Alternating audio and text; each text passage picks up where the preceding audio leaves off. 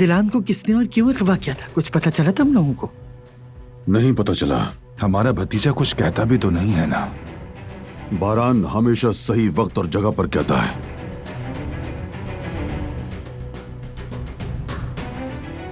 यकीनन बारान बेहतर जानता है क्या सही है, लेकिन मेरा दिल बहुत बेचैन है। दोस्त और दुश्मन की पहचान जरूरी है कुदरत बेटा। बाहर के दुश्मन से नहीं डरना चाहिए अम्मा जान। असल खतरा उन लोगों से है जो दोस्त बनकर आते हैं।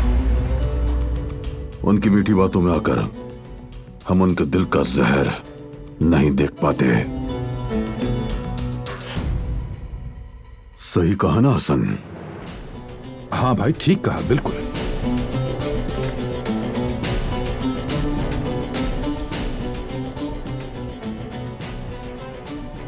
फिक्र मत करें मेरा शेर बेटा।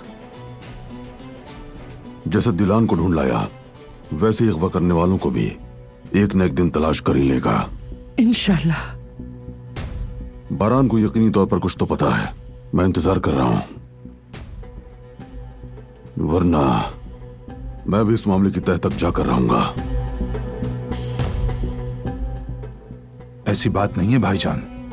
बारान हर चीज की बारीकी से तफ्तीश कर रहा है। हम बीच में पड़कर रुकावट नहीं बनेंगे। मैं इस जंग में अपने बेटे को अकेला छोड़कर आराम नहीं करने वाला। बेटा, सच तो सच होता है। मतलब हर किसी को उसका अंजाम जरूर मिलता है, लेकिन तुम परेशान मत हो बेटा। देखो, तुम अभी बीमारी से उठे हो, अगर फिर बीमार पड़ गए तो मैं क्या करूंगी? अम्मा जान, आप फिक्र मत कीजिए। अब अल्लाह के फजल से मैं मजबूत रहूंगा। आप देखिएगा मुझे, मैं अपने बेटों और खानदान के पीछे हमेशा खड़ा रहूंगा। ओह, तो मीटिंग चल रही है? हाँ, क्या चल रहा है बताएं जरा। कोई नया ड्रामा हुआ है क्या?